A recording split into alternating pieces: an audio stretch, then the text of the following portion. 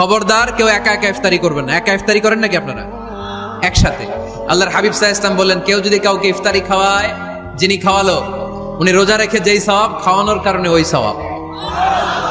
সাহাবারা বললেন, ইয়া রাসূলুল্লাহ, ইফতারি খাওয়ানোর মতো পয়সা তো আমাদের নাই। আল্লাহর হাবিব সাল্লাল্লাহু আলাইহি ওয়াসাল্লাম বললেন, ওয়ালাউ বি শারবাতিমা, যদি এক ঢোক পানি দিয়েও ইফতারি খাওয়া তবেও এই সওয়াব পাওয়া যাবে। ওয়ালাউ বি আযকা চিলাবান, এক ঢোক দুধ দিয়ে খাওয়ালো। ওয়ালাউ বি তামরা, একটা খেজুর দিয়ে ইফতারি করালো এই সওয়াব। সুবহানাল্লাহ পড়েন।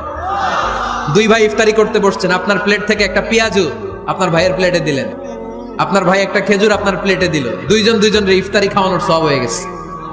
সুবহানাল্লাহ কইতে পারলেন না? পারবেন সবাই? একসাথে খাবেন না আলাদা? আল্লাহর হাবিব সাল্লাল্লাহু আলাইহি ওয়াসাল্লাম খেতে বসলে কখনো খাবারের বদনাম করতেন না। সহিহ বুখারীর হাদিস, মা আবা রাসূলুল্লাহ সাল্লাল্লাহু আলাইহি ওয়াসাল্লাম তাআমান কত্তু, কখনো খাবারের বদনাম করেন নাই। এই 63 বছরের জীবনে কখনো না, একবারও না। ইনিশতাহাহু আকালাহু, ভাল লাগলে খাইতেন, বেশি বেশি খাইতেন। ওয়া ইন কারিহাহু তারাকা, ভালো না লাগলে রেখে দিতেন, ওটার দিকে তাকাতেন না। কিন্তু কখনো বলেন নাই লবণ বেশি হয়েছে, কখনো বলেন নাই ঝাল বেশি হয়েছে, এগুলো বললেন না। বলবেন?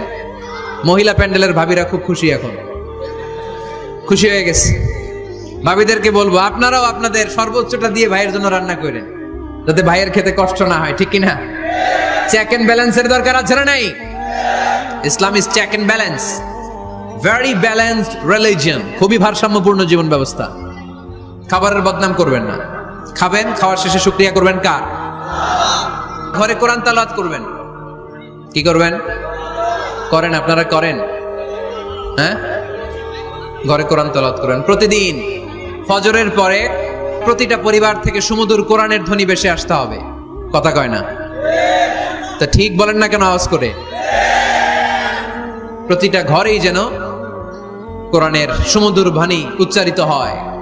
এলাকার মসজিদের মক্তবগুলোতে হুজুর কোরআন পড়ায়, আছে এটা না? আমরা ছোটবেলা কিন্তু যাইতাম, আমি যাইতাম শাহী জামে মসজিদে, ওইখানে যে আমি কোরআন শিখছি।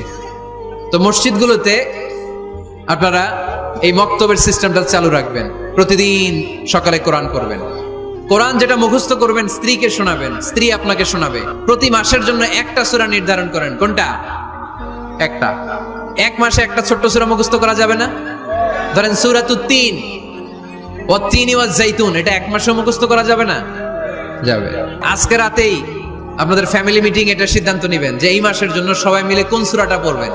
মুখস্থ করতে হবে, অর্থও জানতে হবে। প্রতি মাসে কয় সূরা? তাহলে এক বছরে কয় সূরা? 12টা। পারা যাবে মুসলমান? আল্লাহর হাবিব সাল্লাল্লাহু আলাইহি ওয়াসাল্লাম আম্মা জান আয়েশা রাদিয়াল্লাহু তাআলা আনহুর কোলের মধ্যে মাথা রেখে কোরআন তেলাওয়াত করতেন। সুবহানাল্লাহ পড়বেন না?